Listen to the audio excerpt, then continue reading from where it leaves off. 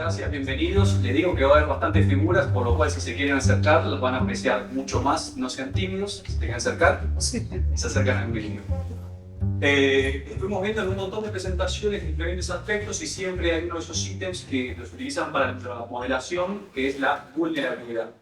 También en la charla magistral que dio recién Gabriel, me imagino casi todos, toca muchos arquetipos. Uno de los arquetipos lo que nombra es una refinería. Lo que vamos a mostrar acá es un estudio preliminar mucho más detallado. ¿Por qué? Porque cuando las aseguradoras, y punto te nombre Gabriel, las aseguradoras y las reaseguradoras quieren saber justamente cuáles son las primas que le tienen que cobrar a las industrias. Entonces,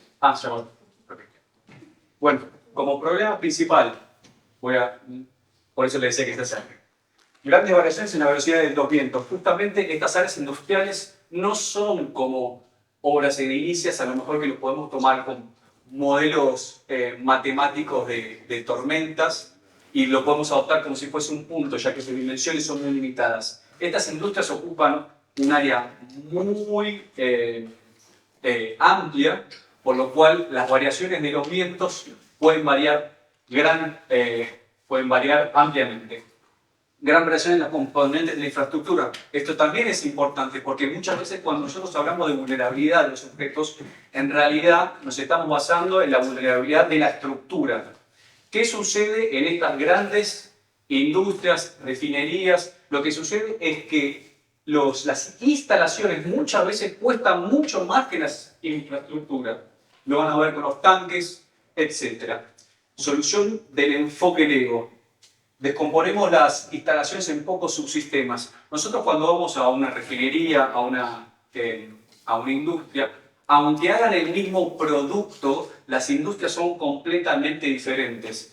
Por lo cual, cuando una aseguradora o una reaseguradora quiere definir cuál es la vulnerabilidad de esta industria, es muy difícil y lo que termina sucediendo es que llaman a ingenieros especialistas en vulnerabilidad y tenemos que definir cuál es el riesgo, así las aseguradoras y reaseguradoras estiman cuál es la prima que le tienen que cobrar. Interrelaciones entre los subsistemas. Estas interrelaciones es evidente, ya que lo vamos a ver con este enfoque Lego en el cual nosotros dividimos todas las industrias en pequeños subsistemas. Obviamente esos subsistemas están relacionados entre ellos, por lo cual un tanque a otro tanque, generalmente, vamos a dar el caso de la refinería, está conectado por una cañería. Bueno, como soy argentino y a lo mejor no me creen, entonces hice toda una búsqueda bibliográfica y hicimos una consulta con expertos, ¿sí? Entonces, básicamente nos basamos en 3 enfoques en todo lo que es la bibliografía a nivel internacional: de daño relacionado con el viento, determinación del equipo más vulnerable, desarrollo de modelos de vulnerabilidad al viento basados en componentes. Una vez que nosotros tuvimos toda esa información, lo que hicimos fue juntarnos con expertos internacionales en todo lo que es seguros y reaseguros para mostrarles esta información, a ver si ellos estaban de acuerdo con esto, con los históricos que ellos tienen también de daños. La verdad que fue fabuloso porque nos dijeron sí a todo. Entonces, ¿cuáles son las piezas de Lego en las que deberíamos centrarnos en el estudio? Estuvimos todos de acuerdo que básicamente en lo que es refinería y sectores industriales nos basamos en 2, en tanques y bastidores de cañería, los 2 que vemos a la izquierda. Te pido uno más, por favor. ¿Cómo definimos las piezas Lego? Esto es importantísimo. Entonces, no se ve, pero acá dice cuál es la documentación que define una refinería. En el caso de la refinería, aunque le llegue a diferentes refinerías petróleo crudo y sabemos que en el fin del proceso brinda un aceite, por ejemplo, una grasa, un combustible para aviones, las instalaciones son siempre muy diferentes. Entonces las aseguradoras lo que quieren hacer es generar un estándar para poder medirlas. ¿Qué sucede? son todas tan diferentes, lo que resulta es lo que le dije anteriormente, van los ingenieros especialistas en vulnerabilidad y tenemos que hacer todo un informe para esa instalación industrial específica. No es conveniente, no es económico. Entonces, ¿qué es lo que buscamos? Es una documentación que sí o sí tienen todas, vamos a hablar de las refinerías. Las refinerías, en inglés es PFD, que es Process Flow Diagram, pero en castellano es el diagrama de flujo de procesos. Esto es un documento base que tienen todas las refinerías. Entonces, indica proceso por proceso, los grandes procesos, obviamente, que tiene esa refinería. En este diagrama de flujo, ¿dónde puedo obtener un diagrama de flujo que sea general para todas las refinerías? En este caso nos basamos en la OSHA.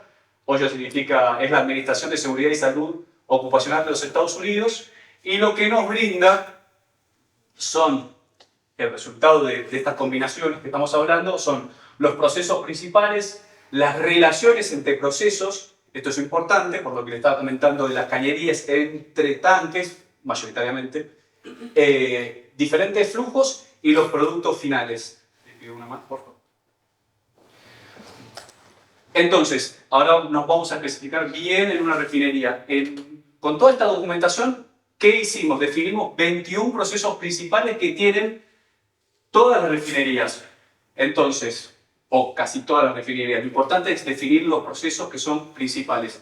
Acá definimos 21 y cada proceso se define como el cambio en composición del material. Te pido una más, por favor. Relaciones y flujo de refinería. Acá cada cuadrito verde lo que está diciendo es proceso, esta flecha dice cañería y arriba es una relación. ¿Qué queremos mostrar rápidamente? Quiero que se enfoquen en la parte izquierda del screen, de la pantalla. Entonces, que un proceso puede ir a un proceso 7 o un proceso 4, pero un proceso 4 puede recibir del proceso 1 y del proceso 2. Lo que le quiero decir con esto, después de hacer un análisis, es que encontramos 48 relaciones entre diferentes procesos. Entonces ya empezamos a limitar las posibilidades que puede tener, en este caso específico, una refinería.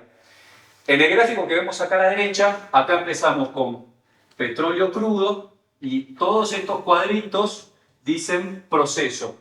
Y este hexágono es el producto final. Acá chiquitito no se ve, pero dice que después del petróleo crudo, las posibilidades que tenemos son 73 flujos. Te pido una, por favor. A ver si se entiende. Entonces, de acá, un flujo tiene n procesos. Entonces, crudo, proceso, proceso, proceso. Llegamos a los aceites. En los aceites, por ejemplo, tenemos 6 flujos diferentes para llegar al mismo resultado. ¿Qué les quiero decir con esto? Rápidamente, nosotros si vamos a una refinería y vemos que producen aceites, hay únicamente 6 flujos con diferentes procesos desde el petróleo crudo posibles, porque esto es una cuestión química y tiene que pasar por diferentes procesos.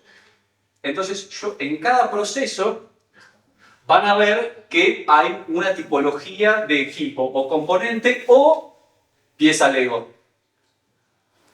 Componente o pieza Lego. Entonces definimos cuáles son, en este caso van a ser 8, para las refinerías. Grandes tanques cilíndricos, esto lo vemos en almacenamiento de petróleo crudo y en lo que es la materia final, tanques cilíndricos, etcétera, etcétera, etcétera. Y los típicos tanques. Pero para que se den una idea, vamos generando piezas que luego lo vamos a relacionar.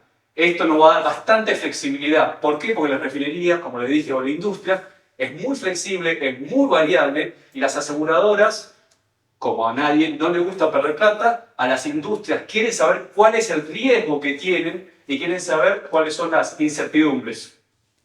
Por favor. ¿Qué hicimos ahora? Los mismos procesos les pusimos color.